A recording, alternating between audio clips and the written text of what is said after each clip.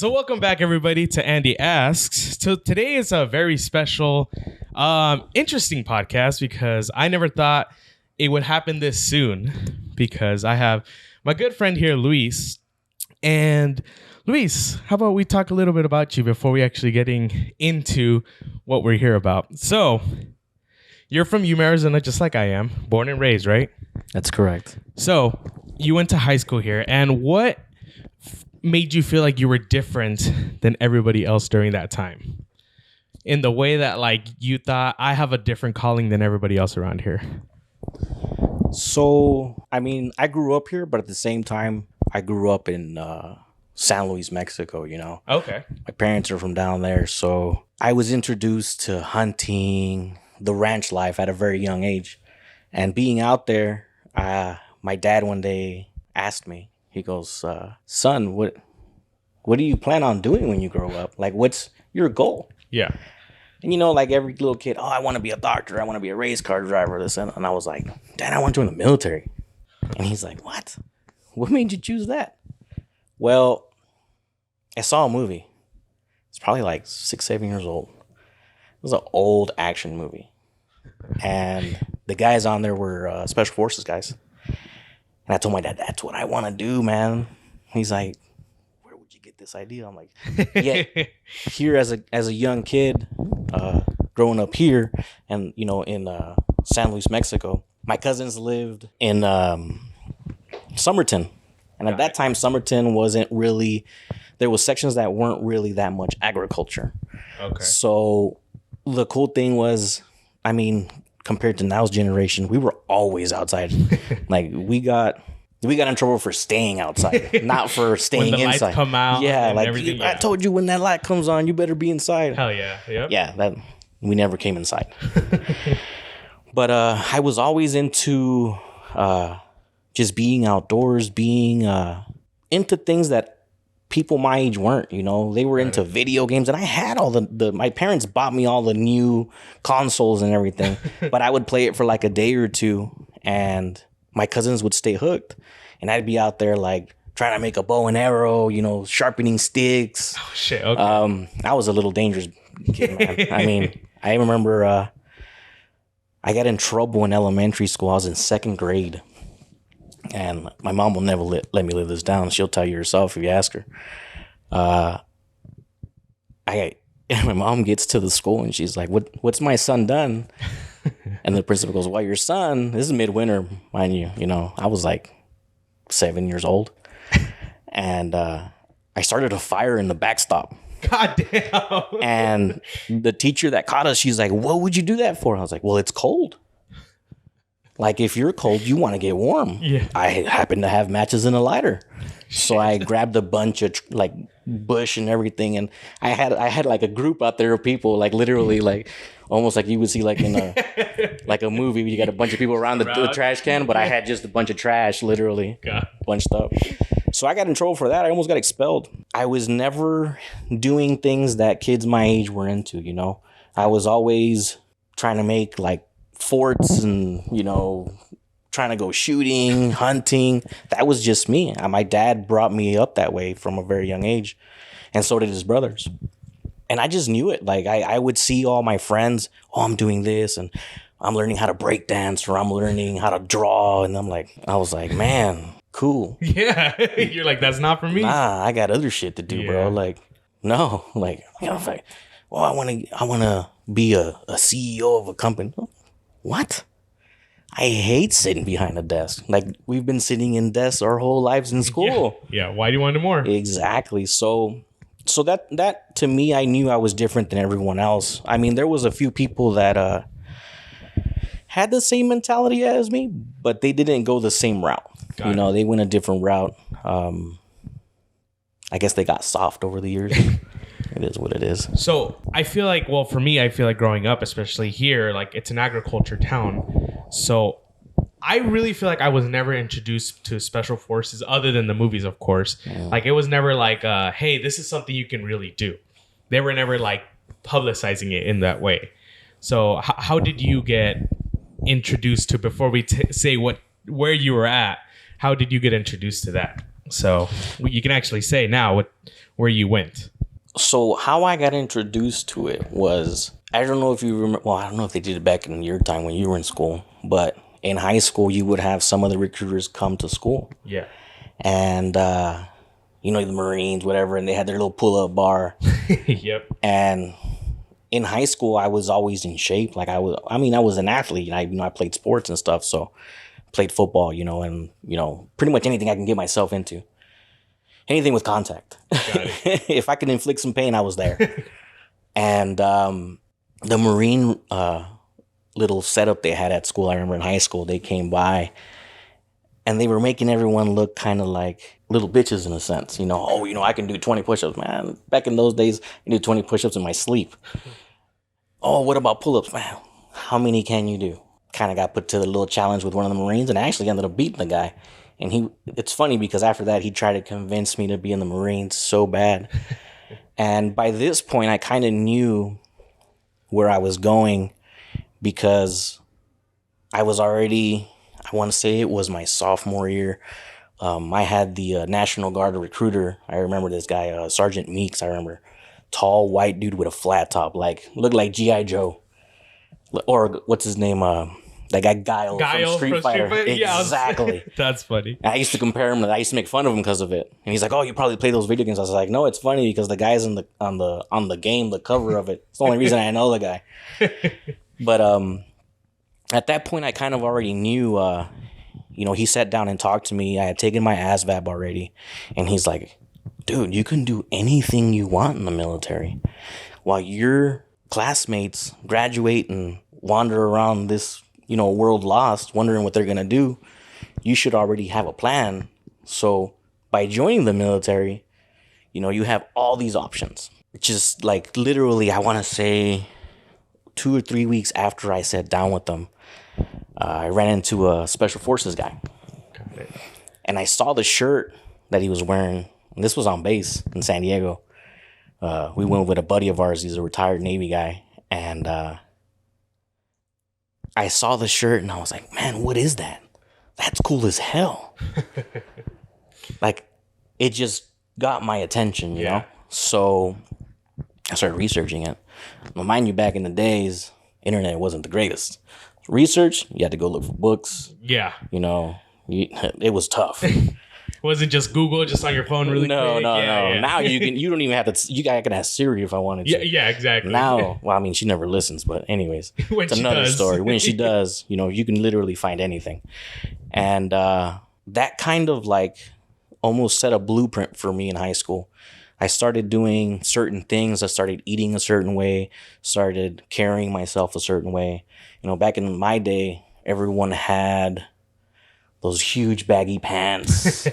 The Dickies? Oh, they weren't even Dickies. No? They were God, what's the name of that brand? They used to have designs on them and stuff. Oh, that's funny. Okay. And I never did. Everyone was like, "Why aren't you into the fashion?" I was like, the fashion isn't going to do anything for you, man. And that kind of that's when I knew for sure. I was like, this is what I want to do. Because when Sergeant Meeks told me that, dude, you can literally do anything. Your ASVAB is perfect. You can literally join anything, any branch, and do any job in any branch you want, pretty much. I was like, all right. So then, back in that time, the recruiting stations were back to back, where the Little Caesars is off of Catalina. Oh, yeah. So they used to be back to back like that. You had the Army, the Air Force, the Marines, and then the Navy. And I asked my mom one day. My mom had barely learned how to drive, dude. She wasn't driving for very long. Yeah. And I was like, "Mom, can we go to my uncle's house?" And he lives literally down the street from here, And we went over and I was like, "Mom, I'm going to walk down to the recruiting station and just ask some questions." And she was like, "All right." And my mom was always pro-military. My dad, on the other hand, was like, "No, why are you going to do that?" But yeah, I went in there and I talked to every recruiter. And none of them told me what I wanted to hear. I went into the Army guy and I was like, "Well, this is what I like." I'm into hunting. I'm into guns. I'm into the outdoors. Yeah. And he's like, well, you can be an infantry. You can be what do you say, an artillery guy. That sounds like a bunch of boring shit, dude. No. First one sounds like an entry job. Yeah. And the other one, I mean, don't get me wrong, I have respect for them all, but it wasn't what I wanted. And then I went to the Air Force guy, and he didn't even give me the time of day. Like, he's like, oh, here's some pamphlets, man. I'll be back in like 2 weeks if you want to talk. Interesting. And I was like, yeah, definitely not going here. Yeah. Went over to the Marine guy, and I remember he gives me a stack of like maybe 30, 40 like qualities, traits. And they're on these little plaques, just like a name on there, a word. And I picked 3 of them because he's like, pick any 3 you want. And I give him some random 3. He wasn't even describing myself. I was like, oh, that sounds cool. Oh, yeah, I'll pick that one. And I gave them to him. And instantly I knew that wasn't for me because he goes, oh, man, just by what you picked, I know you're meant to be a Marine. I was like, it's like I could have picked anything. Yeah, you would have said the same thing. Yeah. I could have picked balloons, giraffes, and unicorns, and you would have been like, you're a Marine, dude. Marine go. Oh, I got a box of crayons for you. But, so, and I had a lot of buddies that, well, I wouldn't say buddies, they were coaches that were prior Marines that were like pushing it. One of the biggest ones was one of my high school teachers also that was a coach of mine, Coach Weber. He was a retired Marine. And, oh, man, he pushed it so hard. Like, oh, it's the best thing for you. And I was like, nah. Then I went to the Navy recruiter. Walking in there, I kind of was like, the dude right off the bat almost seemed like a clown. Because he walks in, he's like, hey, bro, what's up? You need some help? And I was like, well, shit, dude. Yeah, I mean, this is an information place, no? Yeah, but I'm hungry, man. I'm going to go next door to Little Caesars. I'm going to get some pizza. Are you hungry? I was like, sure. Damn, he got you. Yeah. He got me with a $5 pizza. Yeah. But, so, long story short, he comes over. He's like, I'll just look up your ASVAB real quick. Just give me the last 4 of your social. So I give him the last 4. And I'm like completely distracted by a video and some pizza. And he's like, oh, yeah, man. He's like, you can do this, that. And, he starts telling me all these things. But I think the fact that he's like, he wasn't pushy about it. Yeah. And the fact that any question that I had, he's like, look, dude, I don't even know anything about that, but I'll figure it out. My chief's going to be here soon, and you can ask him anything you want. Got it. Okay. So that's what got me there. And at that point, that solidified everything for the route I was taking. So because he had like really good customer service. Pretty much. Yeah. Because he knew how to talk to you like a person. Exactly. Yeah. Exactly. Got it. So when did he introduce you into... Well, okay, because I feel like I hear this all the time, especially going into the military. They're like, yeah, you can do this, or you're going to be able to do this. But once you get in, they're like, oh, well, you want to do this, but you're going to do this, actually. Or you're going to do this, but no, you're actually more qualified to do this. So how did they get you to be like, all right, you're going to be a Navy SEAL, or you're going to go into the Navy SEAL school? So when I finally sat down with them and actually talked about a plan, this dude, I swear, like he could sell cars if he wanted to. Like that's how smooth this guy is. Okay. He just was like, look, what is it you want to do? Because that has a big factor in what your career is going to look like. And I was like, I want to shoot shit, dude. Like I want to do something with guns. But you guys are the Navy, dude. Like all you guys have is like these big old cannons in the front of boats and stuff. I don't want to be on a boat. He's like, well, all right. So what do you have in mind? And I was like, well, just so happens I've been doing a little research, I told him. And I started talking to him about, going to buds and stuff. And he's like, look, man, I can't guarantee you anything. But then again, you can also guarantee something for yourself. And I was like, okay. Got it. I'm all ears. Yeah. So we went with the plan. We went to MEPS in San Diego. And on the way there, he kind of was like telling me what to say, who to talk to, what to push for. And sure enough, you get there, you go through all your, enlistment process. And then you talk to a detailer at the end. A detailer in the military is someone who gives you your job, your rate, your MOS, whatever branch it's all the same thing, your title. I sat down and I remembered what Jimmy told me. Jimmy is the guy's, the recruiter's name. I see the detailer telling me, he's like, oh, so, you have these options. I was like, I don't want none of that. Well, what is it you want to do? And I was like, well, I want to go to Gunner's Mate A School. And then I want to go to Buds. So I want to be a Buds candidate. And he's like, well, you're going to have to figure that out in boot camp. I can get you the Gunner's Mate job, but you're going to have to figure that out in boot camp. The Buds part. Yeah. And I was just like, well, guess I'm not signing then. And he's like, what do you mean? I was like, well, I'm not signing anything unless you guarantee me that. Because you can clearly see my score shows that I do qualify for it. Yeah. I'm not signing. And that was mine and Jimmy's plan. Yeah. He's like, don't sign anything until they give you what you want. Oh, okay. Okay, so he told you to do that. Got it. He's like, you request what you want and they're going to push you to what's better for them. Got it. Because even like afterwards, I sat down outside and he came back and was like, look, I can't guarantee you that, but if you want something really cool, you can go into the nuclear program. And I was like, still not what I want. Nah, yeah. it's not what I asked. I asked for a Coke and you're trying to give me a Dr. Pepper, dude. Like, no. Yeah. So it literally took them, I think I stopped. From start to finish at MEPS, I was one of the first groups. And I was done with all the physical and everything, except for, actually signing everything by like 4:00 in the afternoon. Got it. Like almost, I mean, it's a long process. Yeah. You're there all day. I seen people leave. I seen the little waiting area get empty. And then it was like 7:00 at night, 7:30. The guy finally comes out and goes, come on, man. Let's go sit down. So we sit down and he's like, gets this sheet of paper and he goes, puts it in front of me and goes, is that what you want? Yeah. So is this like an actual contract?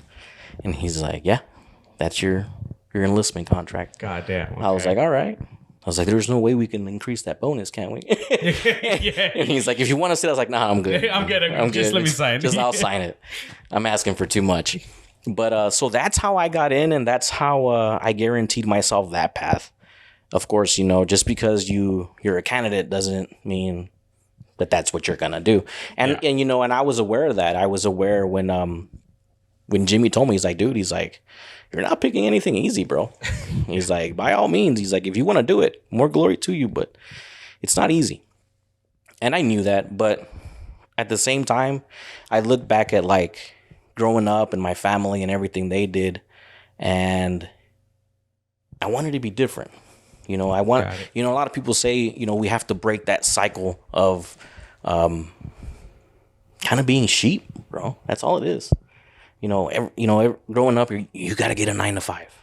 Yeah. You got to go to work and come home. You got to pay bills. You got to do this. I mean, yeah, you got to pay bills, but it's those people who challenge that really move forward. Like all these other guys, you ask them, how they got there, and it's like, you just know you're different.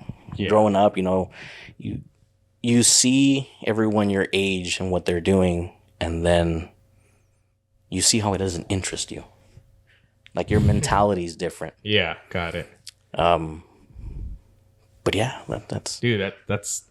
And then, so how long did it take you to actually? Well, of course, you did boot camp, Navy boot camp, which is 6 weeks. Navy boot camp is 9 weeks. 9 weeks. Okay. 9 weeks of the most boring things you can do, and you walk everywhere. You walk everywhere. Oh, you walk You walk to chow. Well, you march. Sorry, you don't walk. You march. You march to chow. You march to school with your little yellow. Was it yellow shorts or is it blue shorts? So no, boot camp was crazy for me, bro. Because when I was in boot camp, things were changing. Got it. They weren't as bad as they were before my time, but they weren't completely over yet. There was still some hazing going on, but it was in good nature. Well, at least for us, it was. Like you took it as a joke, not like a lot of other people. Some people were pretty. I mean, don't get me wrong. You had those guys that cried, but I mean, if I've always said this, I've been a firm believer in this. If you ever join any kind of military branch, to do anything and you don't expect to see some sort of violence, then don't join at all. Yeah. Don't join at all, because that's just the way that is. Like, that you can't change that, and you're never going to change it. Nobody is. Yeah. You know, I've always believed that it's a certain type of breed of person that goes to the military to begin with. Don't get me wrong, you do have some that just don't belong there. They're there by mistake, but you know what? Some presidents are where they are by mistake too. I'm not going to name any names, but it is what it is, you know? Yeah. But shit, I lost track of where I was going with that. Oh, just how bad you were in the transition. Transition. That's right, the transition. So I was probably one of the last classes in boot camp that actually got to live fire weapons.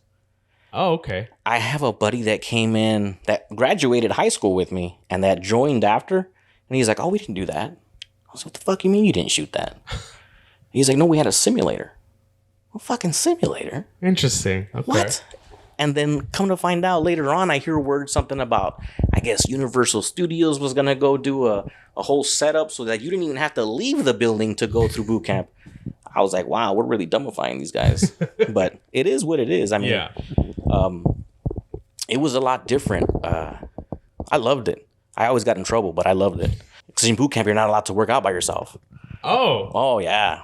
It's forbidden. That's funny. And I got caught in the laundry room probably at least 2 to 3 times a week working out because it's hot in there. God. Yeah, so you sweat more. So yeah, and me and like a couple of guys were caught in there doing burpees and all this other stuff. What the hell are you guys doing? I'm like, oh shit. Hey, we're doing laundry. Yeah, you know. But that back then, you didn't even have to do your own laundry. You sent it off, and then they came back.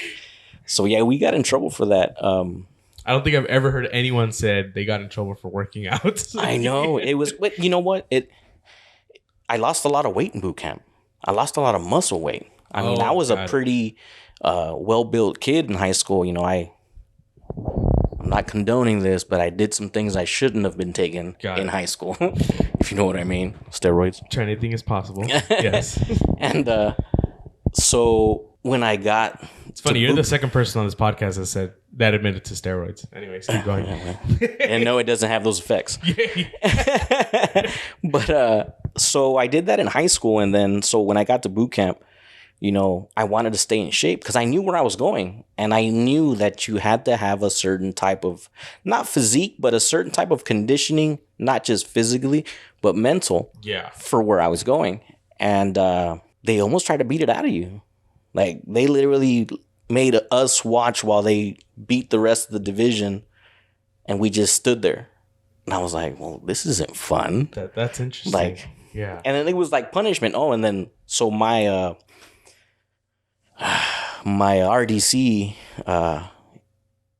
he knew I hated to write. I hated writing letters on Sundays. When people would be writing letters, I'd be sitting there bullshitting, tying shit up together to like for later on that night to like sabotage people and stuff. Yeah. In boot camp, we had what we call Ricky ninjas. At night, you hear little steps going through the barracks, tying stuff up. So, yeah. Bunch of pranks and pretty much. It's like being in a sorority. So he knew I hated writing. So whenever I got in trouble, he would make me write essays. God damn. He'd be like, I need you to write me a half-page essay about why you shouldn't be working out in the laundry room. Because he knew if he made you like do runs or push-ups, I would be happy. He was like, fuck yeah. But I would get in trouble more often. But every time I got in trouble after that, I was like, fuck, man, I gotta write a goddamn essay. Fuck. I wonder what it's about now. Yeah. And that's funny. And he knew I hated it, so oh yeah, dude. I never wanted to get caught working out. I fucking hate writing. But yeah, it was a lot of fun. Like I said, afterwards I heard that boot camp complete, they have fucking stress cards now. Where if say I'm your instructor and I'm making you do push-ups, if you feel stressed, you pull that card out and I can't do nothing else anymore. Shit. Yeah, I was like, wow. Okay. I've seen some branches can't even yell at cadets anymore. No, you can't. Yeah. It's insane. But yeah, that was the transition in boot camp. Got it. So between really fucked up to the cadets to like starting to relax on it. Yeah, everyone got sensitive, man. Yeah. Everyone's all worried about their fucking feelings, and it's It's So, and as far as the things that I know about to get into Bud, you have to be at the top of your class, right? In cadets. correct. So were you at the top of your class? So in boot camp, I graduated third in my class because, well, the other two were kiss asses. And plus, I was always getting in trouble. Like and you still got third. Which hey, but it's because that's as far as they can bring me down. Yeah. And it was enough just so I wouldn't get promoted like up in rank. But whatever. Time in rank, fuckers. That's all I say. But yeah. So I finished third in boot camp. I was third in my class. Like in all the tests they give you, because you take classes, man. It's like going back to school. It sucks.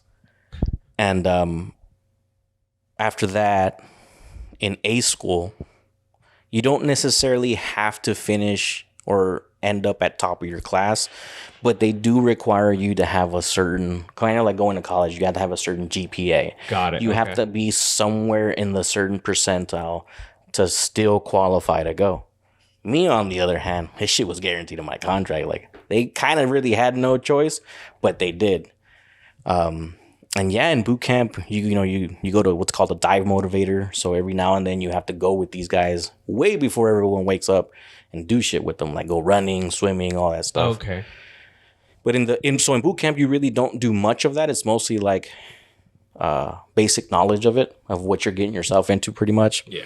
Now, when you get to A school, you actually have to wake up a little earlier. I remember having to wake up at like 3:30, 3:45, get ready. We'd go running. We'd do a bunch of calisthenics. We'd get yelled at, fucking water thrown on us, all kinds of shit. It was fun. I loved it. And mind you, I was in Great Lakes, Illinois, and Gunners made A school in mid-fucking winter. God damn. So it was fucking cold. Yeah. I'm fucking coming from Yuma and the devil's armpit, dude. Shit. Yeah, Their summers were cold to me. Fuck, dude. Yeah. They were like, oh, it's a stress what is it? A heat stress. They would fly a black flag in boot camp saying you can't walk too fast because it's too hot. Like, you fucking kidding me? This is fucking sweater weather, dude. It's like 82 degrees. Yeah. This is fucking sweater weather, dude. You go back home, people are wearing jackets because of this shit. So it was, but I love the cold weather regardless. I was looked at a little crazy sometimes because people would be out there in sweats and I'm out there in fucking shorts. And it's just that's how I was. I grew up when we go do some hunting in the winter. Oh, fuck, you're out there, just whatever you wore, that's it, dude. Yeah, you should have prepared. But so yeah, in A school, it was interesting. I saw a lot of people start to drop from going to the dive motivator right off the bat, and I'm like, man, these guys are really not dedicated. Like, I'm here because this is something I've dreamt of my whole life. Like, literally, like ever since I was 6-7 years old.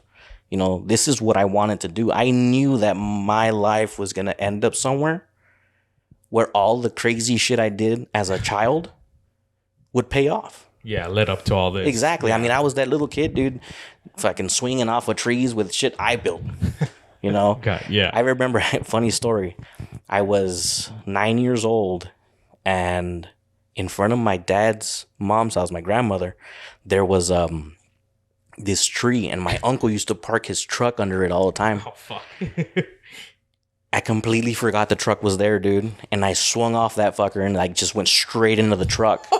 Oh, shit. I don't know. I got scared. Not because I dented the fuck out of the truck, but because I was like, fuck, I was going to be pissed. I think my uncle didn't care because he was laughing so hard.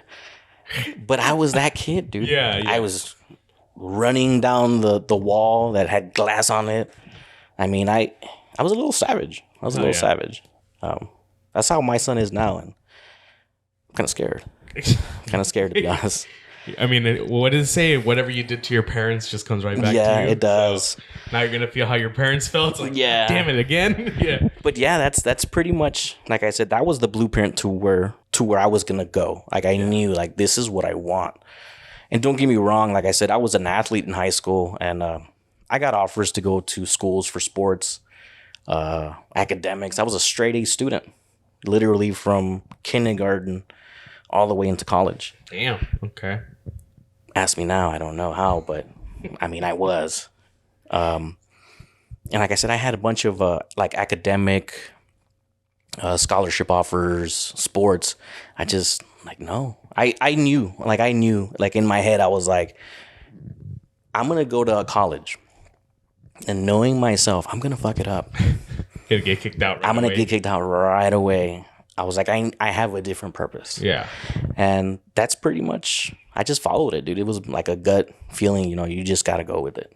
I mean, it's literally like, just with all these people making their dreams come true, and you're literally making your way to that dream, which is badass. Yeah. So then, right after that, you go into Buds, right? Mm-hmm. So Buds. So what is it, like a 90% dropout? Yeah.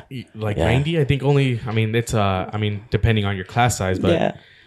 Goddamn. So I think I'm just going to kind of jump into Hell Week, because from what I hear, Hell Week it's in the fucking name, but you know what it is? I've seen some people say what it is, like, honestly, no, it's hell. It sucks. Yeah. It does, but it's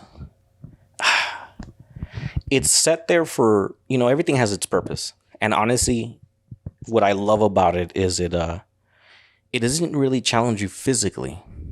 It's not a physical challenge. Yeah. It's a mental challenge. And at first I didn't understand why. Because I'm like, man, you think of, the baddest of the baddest out there, and you get a physique picture of the person, of this huge buff dude, right?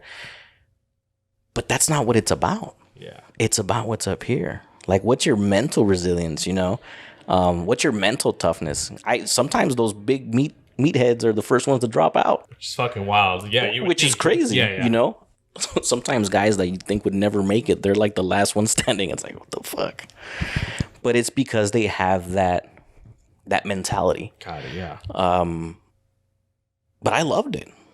I was already I was probably in the best shape of my life at the time. What day was the worst day for you? Because I saw that each day has something different, like the boats, and then you have the log. Then of course you have your swim buddy, right? Yeah. The swim buddy. So the log carrying wasn't so bad because I'm a short dude, bro. I can get away with some shit. Oh shit! You were barely my hands were barely touching sometimes. So not necessarily. Like it gets tiring, but you're able to take a little break and then because everyone does it. So you didn't put the boat on your head. Oh no, we. Yeah. Well, your body. It's probably why my back's all fucked up, but yeah. You could tell sometimes. You'd be holding up the log and you could feel it get fucking heavier. Yeah. And it's like there's no reason why it should be heavier. We just started, but some people are slacking. Eventually, those people, they get out. They see their way out. But I wouldn't say there was really one part that I could say was the hardest. I literally just took it a day at a time and was like, in my mind, I set myself as in it's a 24-week long thing. I'm not looking at the 24 weeks. I'm looking at the next 24 hours. Yeah. If I can get past the next 24 hours, then I'll worry about the next 24 hours when I get there. You know what I mean? Yeah. One thing at a time. And it's funny because I like that saying from the Navy SEALs. The only easy day was yesterday. Was yesterday, exactly. And I feel like that's exactly why. it really is. Once you get past those 24 hours, then now it's a whole new boat. It's a whole new challenge. See, and the thing that you told me a while back ago that surprised me was I thought after Buds, you're a Navy SEAL. No. You get the Trident. There's still a lot of schooling. Yes. There's still a lot of training. It's like everything, man. That's just the basic part. That's entry. And then that's what surprised me. So you got boot camp, which is 9 weeks. You got 6 months of hell. Well, so you have boot camp, and then you still have to go to your A school. Got it. Because if you fucking fail at Buds, you still got to have a job. You're still in. Damn. That doesn't mean you get to go home. Yeah, of course. You got to finish your contract, fucker, Yeah. But when you sign your contract, you could sign for 4 years, 6 years, 8 years, whatever. But when you sign one of these contracts with something like that attached to it, you're not signing for 4 years. Yeah. You have to sign for no less than 6. The reason being is because you're going to be in school for so long. It's like when they do nuclear programs. I think the minimum there is 8 years. Damn.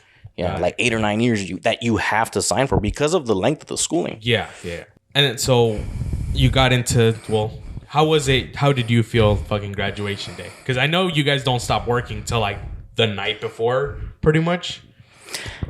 Do you remember like the feeling of like, all right, these 24 weeks went by? I felt like, so even though it's only the beginning, you know, and you haven't actually solidified yourself as an actual operator at the time, you it's like a sign of relief. Like, okay, the worst part's over. From here comes all the fun shit. You know what I mean? Yeah. But the fun shit's even worse. Yeah, that's what I was gonna ask. You know, it's a lot harder, and that's because, you know, you don't want Joe Schmo next to you that really just kind of half-assed it through everything. You know, there's a reason, you know, we're considered who we are. And that's because of how picky it is. It's imagine having, you know, you go on Instagram and you see these really attractive women, right?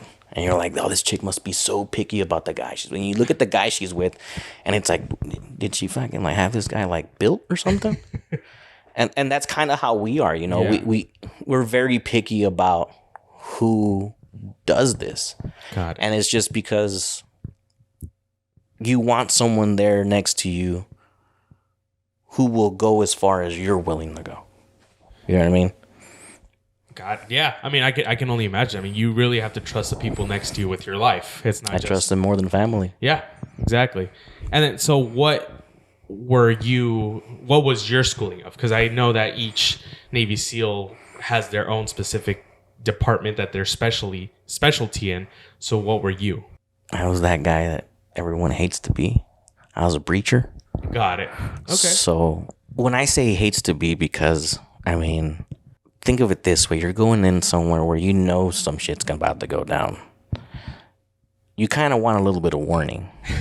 Yeah. Breachers don't get warnings. You're right there. We are the fucking warning. Yeah. But you get shot, oh, hey, there's some guys back there. Yeah, I got it.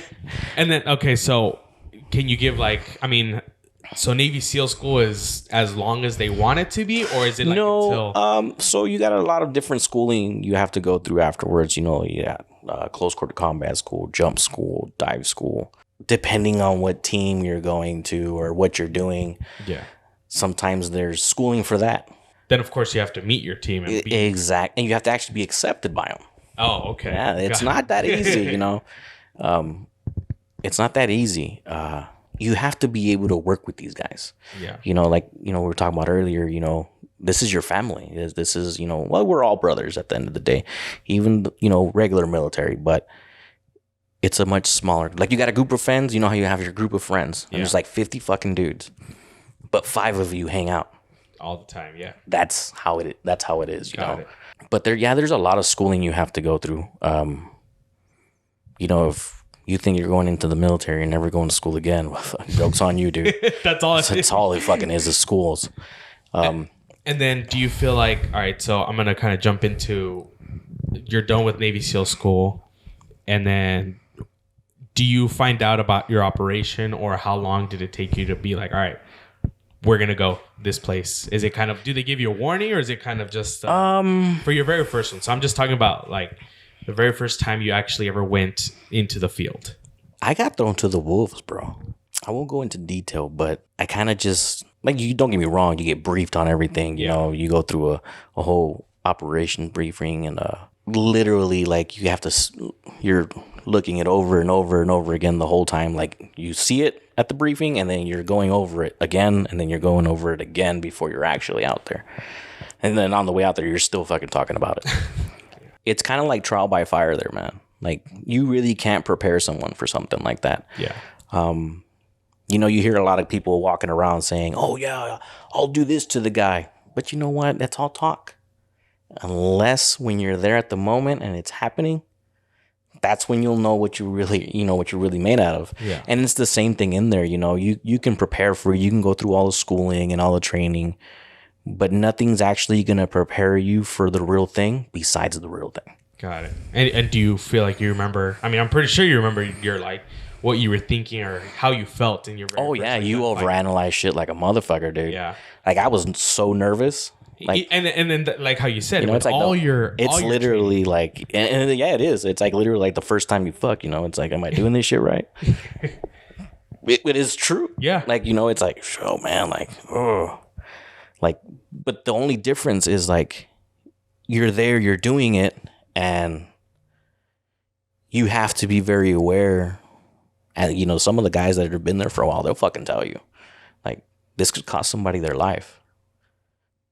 So before you even go out there, they kind of give you a little gut check. They're like, dude, are you ready for this shit? Because once we're gone, once you get on that bird, there's no coming back. Damn. Like, I can 9 out of 10 times shit hits the fan. Yeah. You know? I mean, yeah, because like you said, you guys get briefed and you guys prepare and then you guys go over and over, but until you're actually there. So do you remember how you felt exactly? I was nervous. Yeah. I was nervous. And honestly, anyone that tells you that they're not nervous is full of shit. You know, Carlos Flores, a good friend of mine, he brought it up one time when I first started working out with him. I told him, I was like, dude, I want to fucking get in that cage and fight. And he's like, I don't know what do you want to get in there, bro. Like, everyone talks about being a badass. I was trying to be a badass. Yeah. You know, I was like, nah, you know, it can't be that bad. Bro, just literally sparring.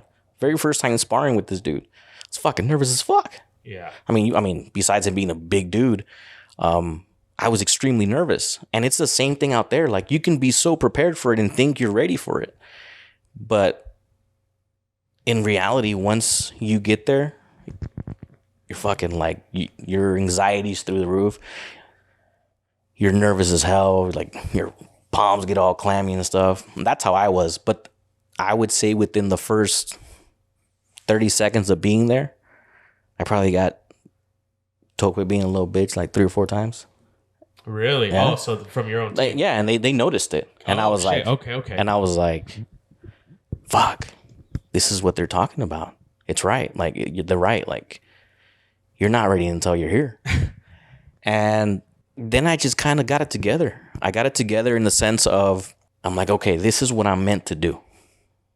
This is who I am now. This is what I've always been. It's time to live in the moment, not worry about the past and not worry about the future. Damn. You know what I mean?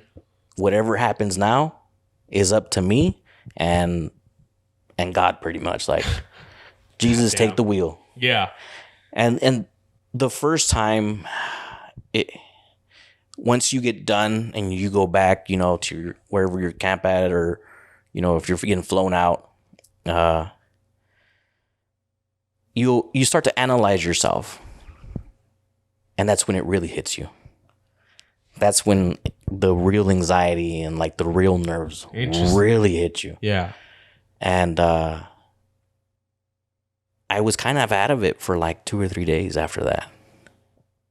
And then I had a gentleman who I knew from Yuma, retired SEAL, and I gave him a call.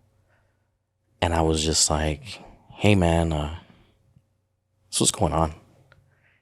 And he's like, what are you worried about? The hardest shit's over, dude. The fact that you got this far, the fuck are you worried about now?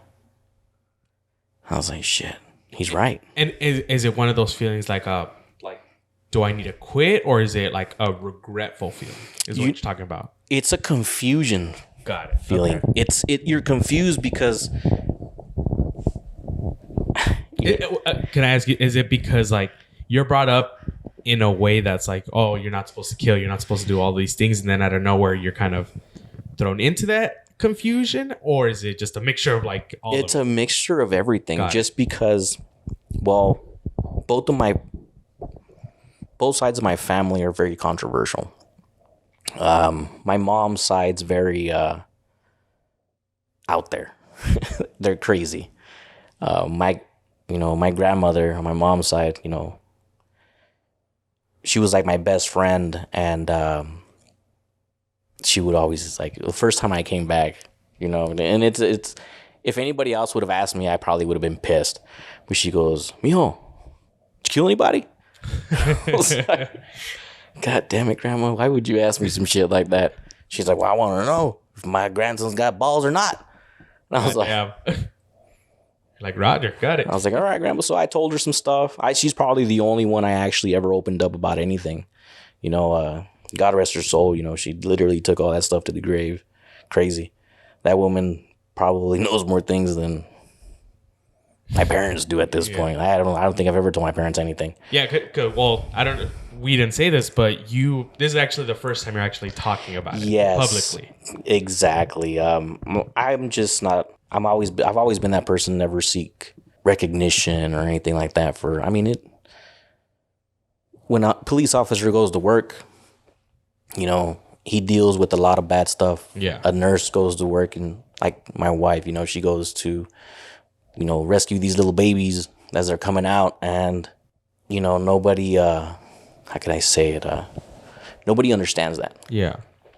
So I mean, and I think especially this job, like, I mean, you guys literally come back and nobody knows what you did. Exactly. Nobody. I mean, of course, people who planned it, but well, I mean, and the people that were there. Yeah. But it's, I guess it's tough to talk about because. So when I got out, they had me see a psychologist. They thought I was fucking crazy. Of course. But they had me see a psychologist, and the guy looked at me and he's like, I know how you feel. I was like, the fuck? The fuck you mean you know how I feel? Were you out there? Were you somewhere I didn't see you, dude? Were you taking notes? He's like, yeah, I read this book, and I'm like, fucking serious.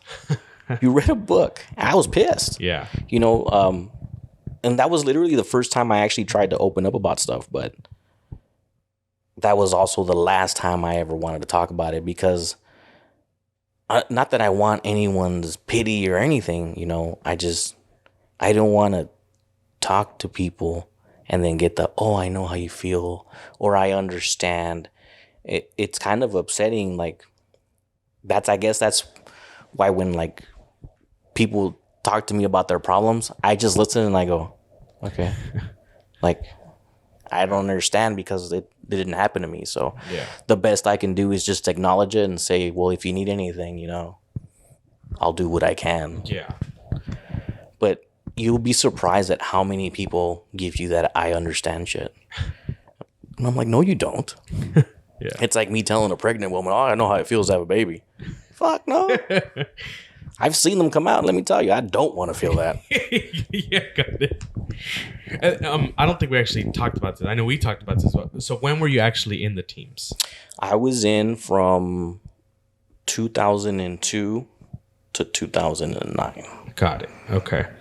And the reason why I brought the time up because I feel like a lot of the public knows about movies and certain things that have happened during that time. And I'm going to talk about like two more specific ones, which is, well, Chris Kyle, American Sniper. That was literally... Good man. He, as far as we saw in the movies, he was already in the teams when 9/11 happened. Correct. Which is 2001. And then he was in through the invasion of Fallujah, Iraq, and all that. And then, of course, we got Operation Red Wings, which is better known as the Lone Survivor movie with Mark Wahlberg and all that. So I guess we'll first go into, well, the Chris Kyle, did you ever meet him for one? Absolutely. Got it. Great man. I won't go into much detail about the man. Nothing but respect for him. Taught me a lot of the stuff that I eventually implemented into my day-to-day life. Because, I mean, as far as the movie, it showed like he not only cared about, of course, his brothers, but he actually tried to also help Marines and other... He was a very... very giving person. He's like, once you're in that little circle with them, like, this guy will give you the back, you know, the shirt off his back. Like, most amazing person ever. Like, when I found out he passed, you know, and he was killed and whatnot, it was hard. It was really hard. I looked up to the guy. I mean, the guy was a mentor, you know what I mean? It was tough. It still is, you know, when, you know, the anniversary comes up and stuff, and you know, I get that text from, you know, buddies and stuff. We'll FaceTime or whatever, you know. And not that we can, because back then there was no fucking FaceTime. But we'll FaceTime. We'll have a drink. We'll kind of go reminisce on old stuff. Yeah. Were you ever in any operations with him? I can't talk about that. Got it. I was like, I'm trying to get it out of you. Okay, so yeah, because we just seen so much declassified things, or as far as what the government wants us to know, as far as like his books, those movies. So, we also got Operation Red Wings, which is a really big thing, and we also lost a lot of Navy SEALs and special operators in that. Correct. So, what do you know about that as well? So I was friends with a couple of guys. One of the guys actually was in butt class before me, and we ran into each other at school. Just say me and Axe, we got in trouble a few times. He wasn't much of, he drank, but he wasn't much of a drinker. But he kind of kept me at bay, to be honest. I think he kept me out of a lot of trouble. Axe? Oh, yeah. Another really great person. I got to work with him a few times, actually, as well. Actually, I got to work with a couple of guys off of that unit for a while. When that happened, I was already stateside. And that was another hard blow. That was an extremely hard blow because I had actually just talked to him probably like weeks prior to that. And, it's kind of like, you have a relative and you get along with them and you're constantly in touch with them. And then next thing you know, you talk to them and then a week or two later, you find out they passed. It's like, fuck. Yeah. That was a extremely hard pill to swallow. Extremely hard pill to swallow. But, we won't go much deeper on him with that. Yeah. And have you seen any of these movies exactly? So I have watched the American Sniper movie. I actually just watched it not long ago. Oh, really? Okay. I think I watched it maybe like a year and a half ago, 2 years tops. And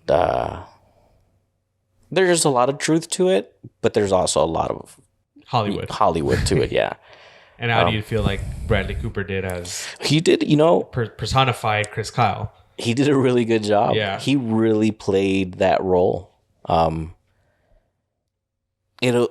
wouldn't say it made it seem like I was seeing him, but a version of him for sure. Yeah, of course.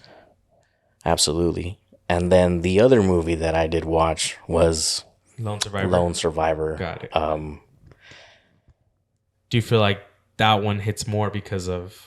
It does. You knew them more? It does, but it also... I actually didn't watch the whole thing. I couldn't. It was Marcus Luttrell, Axe, Danny, and Mike Murphy. So I watched bits and pieces of it. I fucking won't watch the ending. Yeah. I guess you can say it's not the ending, more like the middle of it. The ending's more about how Marcus fucking got out, but... Yeah, the whole rescue at the end. Yeah. But like the actual conflict part, bits and pieces, man, like it's tough. And it's not that not because I lived it, but because, I know how it happened, and to see it is only going to make things worse, Yeah. So I try not to push it too much. Still trying to work through it. Yeah, of course. And then, did you know Marcus Luttrell? Or know him or knew? Briefly. I never actually did anything with him, no. Got it. Okay. Because, and even just, what about, because everyone was in the Huey, right? The Huey helicopter. And then that was a big thing, too. Yes, they were on their way to rescue. In the Chinook, you mean? The Chinook. The Chinook, yes. I was like... Yeah, sorry. Hueys are a lot smaller. But... Yeah, the Chinook they as far as in the movie, the RPG hit them and then that made the whole helicopter go down.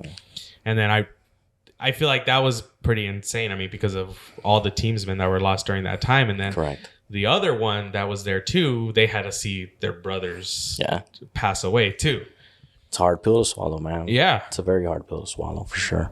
So like you said, I can't imagine like seeing all that, and then especially you being over here and then hearing all about it. Mm-hmm. So was there, I guess for you, was there any repercussions from any of that? It causes a lot of stress in my marriage at the time. I detached a lot. A lot of people don't really, they portray operators as these untouchable, like superhumans. Yeah. And it's pretty real, but to a certain point. Yeah. At the end of the day, we still have, feelings and stuff or emotions. It's just more or less how you deal with it. You know what I mean? But yeah, it caused a lot of stress in my marriage. She would ask me what was wrong.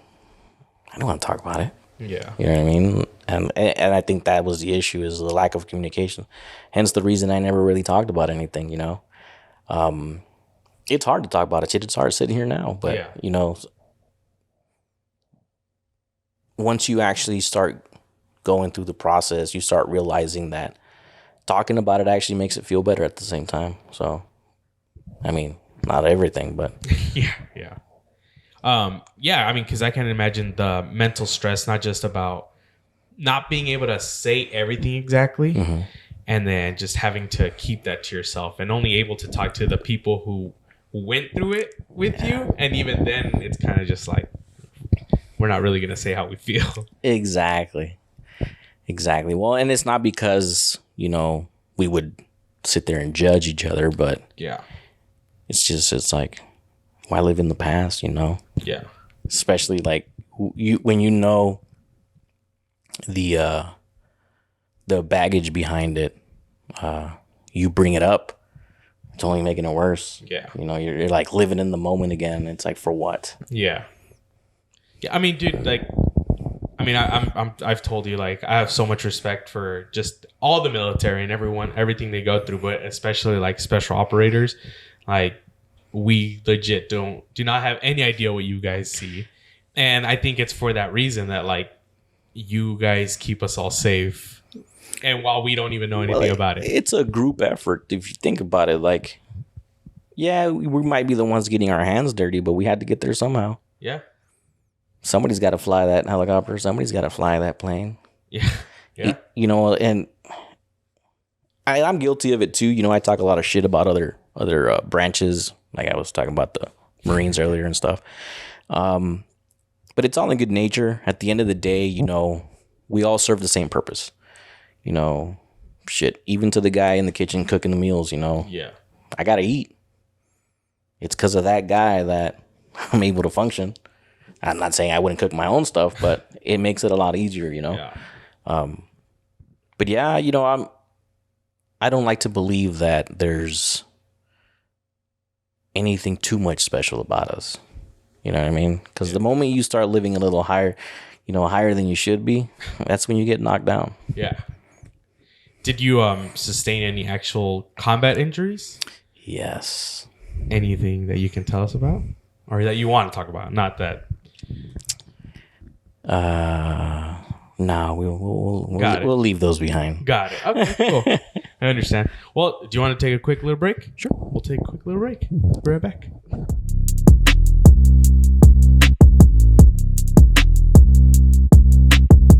And we're back. So it's funny. Usually I try to play pranks or something on my guests, but I was like, probably not a good idea. Maybe not this time.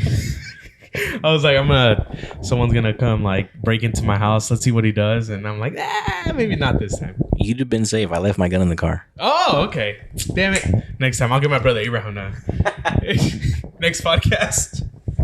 He's like, oh, this isn't easy. Just take him down. Well, hell yeah. Well, thank you, dude. So far, thank you very much for listening. Don't forget to like, share, and subscribe. Thank you very much to Luis for being here, because this is pretty sure it's hard for you. And while I'm over here, super interested and listening, it's really interesting to me. So thank you. My pleasure. So I wanted to talk to you because I know we took that break, but is there any specific gunfight that you can actually talk about, or that you would want to talk about, that you really remember? Well, shit, I remember. Oh, yeah. Kind of hard to forget, But I would say one that stood out that really, I guess, left an imprint. I won't disclose dates because it'll be too specific, but it was in Fallujah. And from what I've heard, Fallujah was, it was really bad. Oh, yeah. You were guaranteed to get into some shit every time you were there. Got it. Yeah. On a daily basis, sometimes for days. There was one time me and the guys were just sitting there on Overwatch, and it shit just hit the fan. Like I was actually falling asleep. I'm not gonna lie, I was pretty fucking tired, and I was falling asleep. We were playing. We used to have this little handheld game. It was Tiger Woods golf. Really? I can't play golf for shit. I'll miss the ball every single time.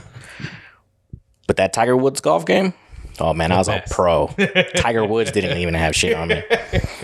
And I remember I was playing the game, and I was falling asleep because I was done with my watch, and I was just kind of standing by, and I started playing the game.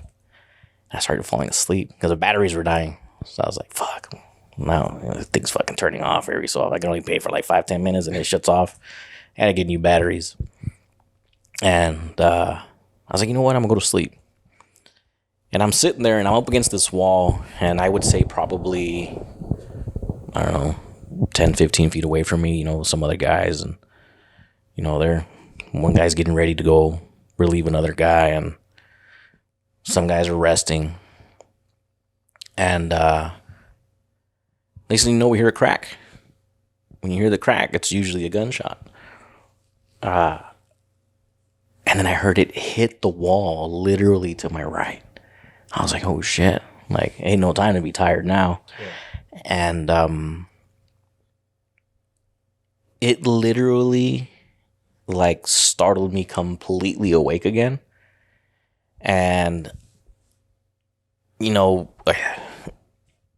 we came out on one of the other exits, and we started kind of going around, trying to kind of set a little perimeter around the building and have our Overwatch guy kind of take care of the situation. And it didn't work out that way. We're fucking being surrounded. And we kind of got pinned for a while. I remember fucking sitting behind this goddamn like little bunker, like literally right on the other side of an entrance to this building. We had like made a little barricade of just sand, like sandbags, and it was kind of already there. One of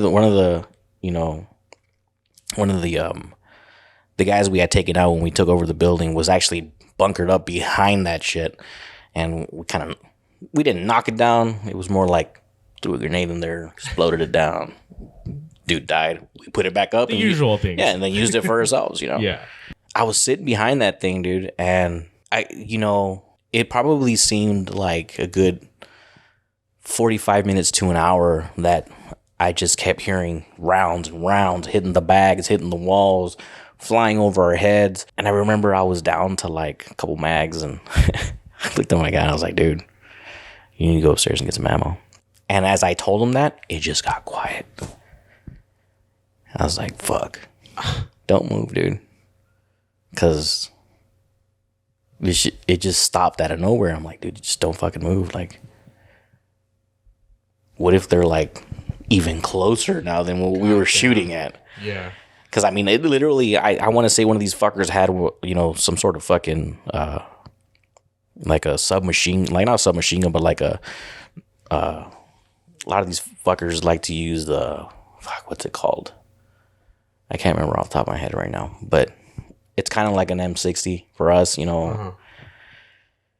And he was just fucking laying. There was no, you see all these movies where guys don't pop up, and it's like, no, that's not how it works, dude. Like, you hear shit going over your head, you probably don't want to stand up because one of them's bound to hit you. Yeah.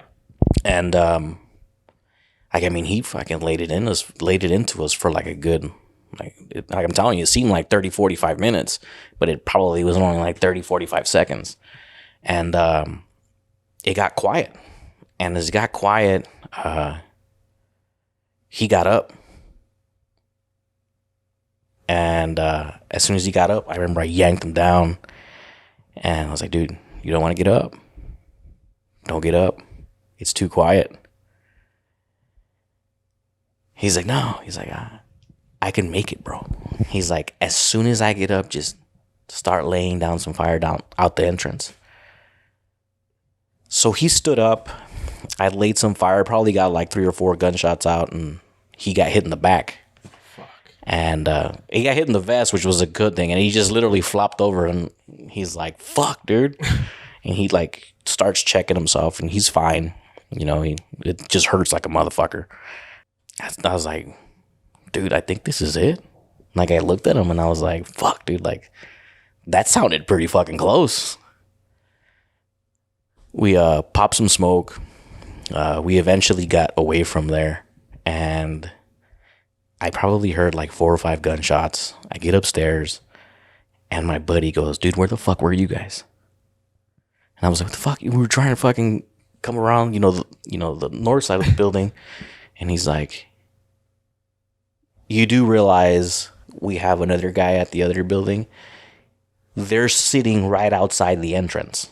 Oh, fuck. I was like, motherfucker, you telling me this guy was like less than 10 feet away? God damn. He's like, well, where were you? I was like, I was at the little barricade by the entrance.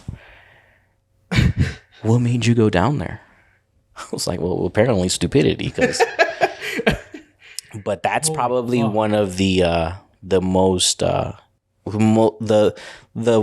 firefight that literally laid its imprint in me, because I was like, man, I was that close to death. Like, this dude, like, less than 10 feet away. They could have just walked in and took it. And it was just 2 of us. Damn. So it was like, fuck. Everyone else was upstairs. You're like, where the fuck are these guys? That's like shit. Wild, dude. So it was a realization moment for sure. I'm not gonna lie, I was kind of an arrogant little asshole. Sometimes I refused to wear Kevlar. I got bitched at for that a lot. After that, believe me, I wore fucking everything. I can fucking imagine. Yeah, I was like, I couldn't have enough fucking armor on me. I was like, you see that plate over there? Bring it over here. I'll add it to my vest. I'll put it on his kneecap or something. Man, yeah, dude, it's insane. Another good moment, which is kind of something that you had actually told me to bring today, was an actual incident that happened. That's why this thing is very important to me. I was on watch, and I literally remember my buddy just telling me, he's like, hey, bro, like, we're talking about, like, ways to do things, certain techniques, this, that, and the other for shooting, hand-to-hand shit. This is talking nonsense, really. And one of the other guys that was on watch looks at me and he goes, tells me to shut up. It's like 10, 11 o'clock at night. It's dark as fuck. You can see some lights out in the streets, but it's pretty fucking dark. And we're literally on top of this, roof. Just literally watching this little, like, market area. He looks over the side, and I guess he sees a dude with a fucking AK just standing there. And he challenges me. He's like, dude, if I fucking tie your feet, I'd fucking lure you down there, like, just fucking slide you down there between me and this fucker, and just get this dude with your knife. And I'm like, no, dude. Like, you're gonna drop me. Like, this shit, no. You're gonna drop me, bro. I'm gonna end up landing on this guy, and I'll probably end up dying. And he's like, no, we want. I knew he wouldn't drop me. He's a big fucking dude. He's like 6'4", like 290 pounds, fucking biceps are bigger than my legs. But honestly, I was making excuses. I was like, man, that's some scary shit, bro. You gonna fucking put me down there head first? Like, nah. So he wants you to go upside down. Yes. Like in the movies, like. I wasn't going down there by myself. I'll tell you that much. I mean, was it more like he was just trying to be funny? Like, I think he was, but then my dumb ass bit. I was like, dude, if you fucking drop me, I swear to God, I will come back up here and beat you. And he's like, if I drop you, you're fucked. And I'm like, fuck. So he kind of called me out. You know, he checked my ego, and fuck, I had a big ass ego. So I was like, fuck it, let's do it. Probably one of the coolest experiences, but yet scariest. Yeah. I'm like, this motherfucker drops me, I'm fucked. I got my sidearm with me. That's it. This guy's got a fucking AK. Like, by the time I even grab this thing, I'm fucked. Like, you know, he's gonna have the upper hand on me. And so he lured me down. You know, I did what I did, and after that, I carry this with me everywhere. It's just basic knife. This thing's been through so much. I lost it once while I was at the river here. I spent almost 3 hours looking for it until I found it. Damn. Everyone went home, and they're like, dude, it's just a knife. No, it's not just a knife. Like, you don't understand. Like, this is something, to me, it was like, it was another life and death moment, you know? It was another stamp in time, I guess you can say, that it's like, oh, you gonna remember this. Got it. And it is, this thing's been through a lot. This was given to me by a fellow member, fellow frogman, and he passed away. So when he passed away, you know, it had more meaning to it at that point. It's gotten me out of a lot of stuff. It's also gotten me into some stuff, but you know. So that's your item. This is my item. Just get right into because that's badass. I don't go anywhere with it. Like, my wife makes fun of me sometimes because she's like, "You're wearing fucking basketball shorts and you got a knife in your pocket." Well, you never know. Yeah. I go swimming with this thing. But so yeah, that's the. So you've had it since you were on the teams? Yes. Got it. I've had this thing for. Oh man, we're talking about going on 20 years now. So just like you, that knife's seen combat too. Yes. I mean, it's seen some vegetables too, but you know, it's helped feed you. It's helped protect you. It's done everything. It's done everything. That's fucking sick. Well, that's badass. Thank you. Well, thank you for showing us that, because that's probably the most different thing that someone's actually brought in for this. I'm not saying I don't appreciate everything you guys have brought, but that's what he's saying. No, so, well, I've been wanting to get your opinion on this because I feel like it's been such a big thing, especially now in the media and social media, with actual operators, not just Navy SEALs, but just operators actually coming out and telling their story, whether it be book or social media. How do you feel about that? Or podcasts? Because I feel like podcasts, Navy SEALs, it's such a big thing right now. And like them going on podcasts or having their own podcast. So what's your thought about that? Because I feel like you guys do so many secretive things, and then we just now know, like the guy that killed Osama bin Laden. First thing he did was he wrote a book, and then he came out like on the news, he came out on podcasts and all of these things. You know, to each its own. And then there's guys like you that this is the first time actually talking about it. I don't think any less of them. I don't, you know, if it's something that they see they need to do, then they need to do it. You know, we all have different views. I'm sure they're aware of what they can talk about and what they can't talk about. I personally don't. Like I said, it's hard for me even sitting here. Like I'm not a big person about. I'm not big of a person on talking about the experience, because it's tough for someone to understand it, first off. And it's also tough because people are going to judge because of it, you know.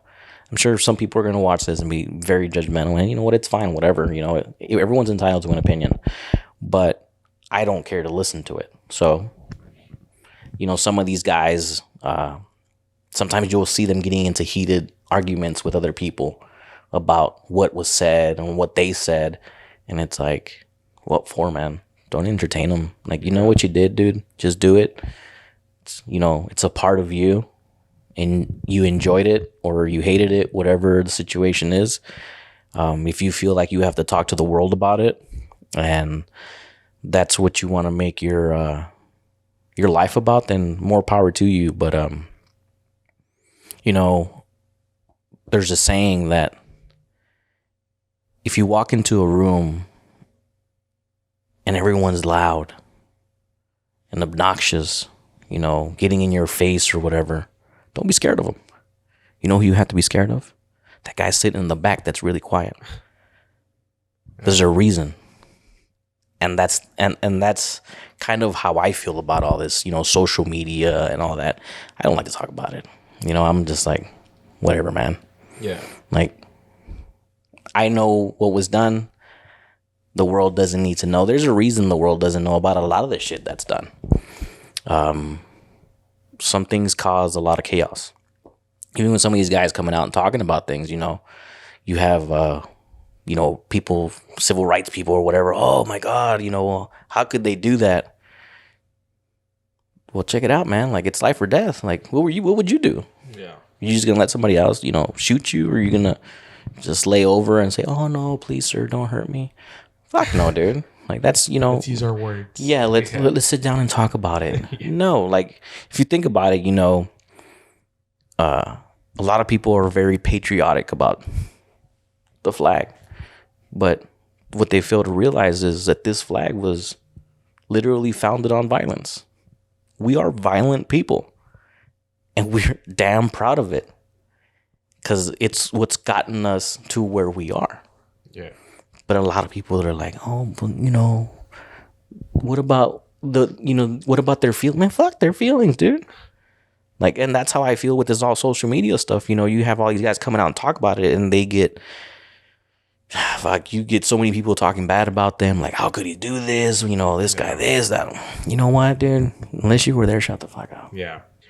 And I feel like one of the biggest criticisms I've seen too, and I don't understand it, but I guess if I see both sides, that like how sometimes the United States just sends you guys to a mission that's more beneficiary for them.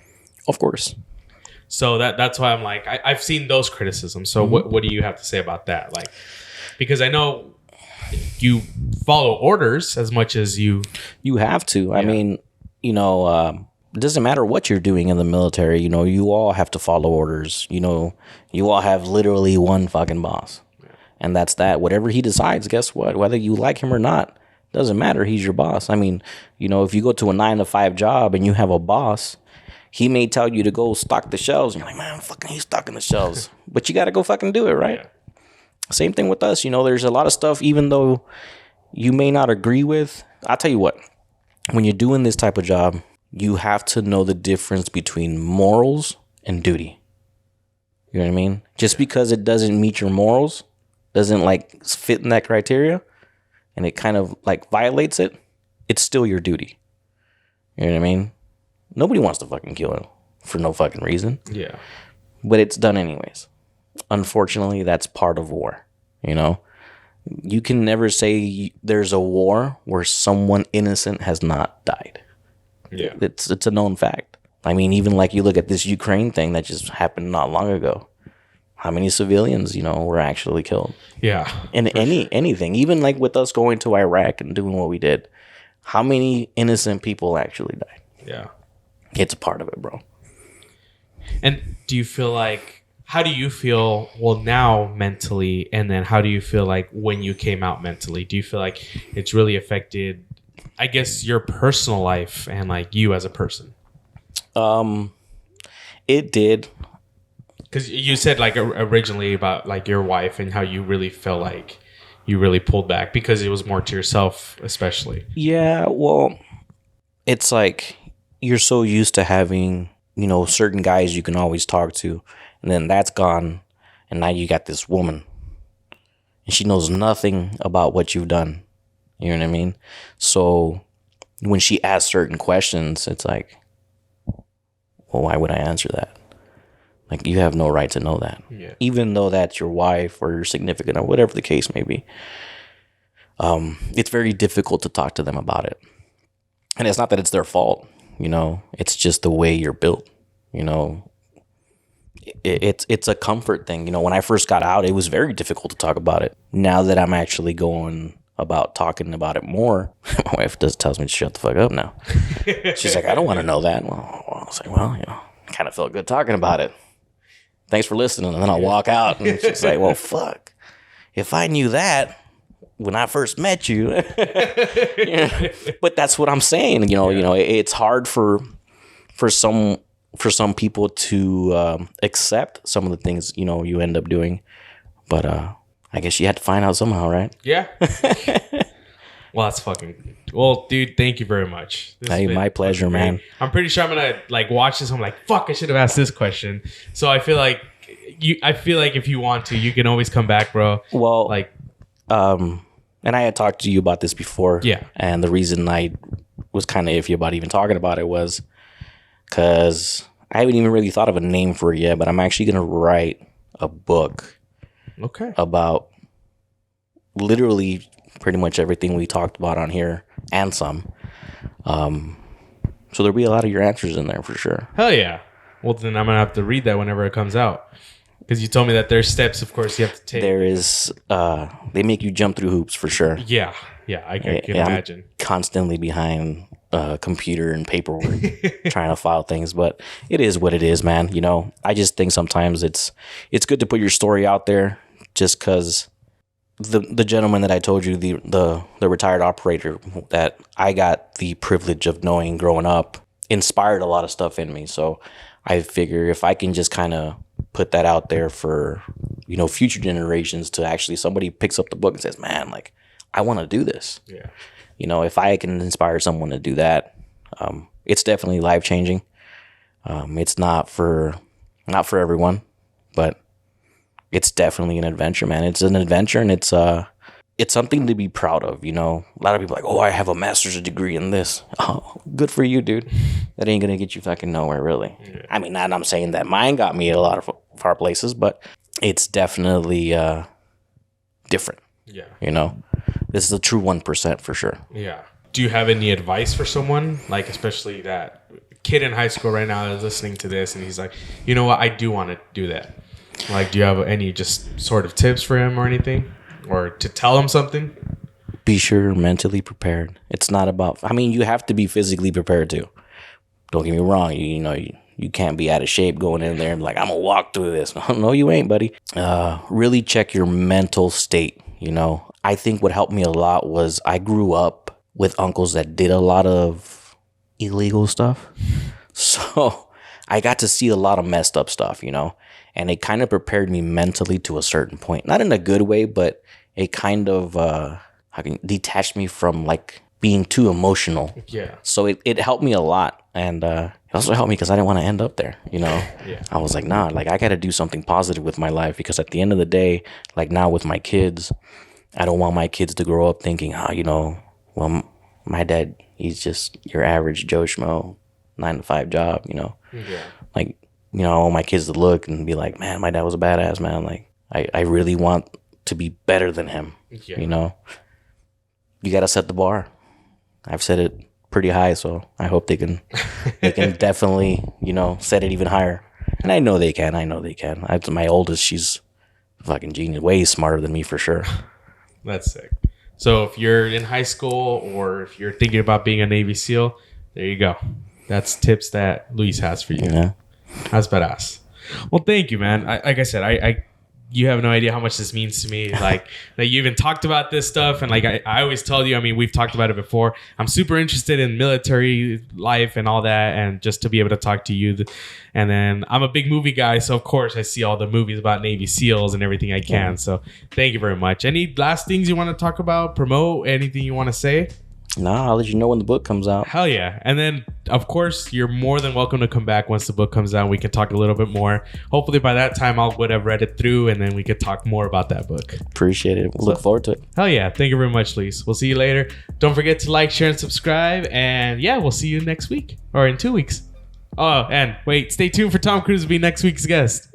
Almost forgot about it.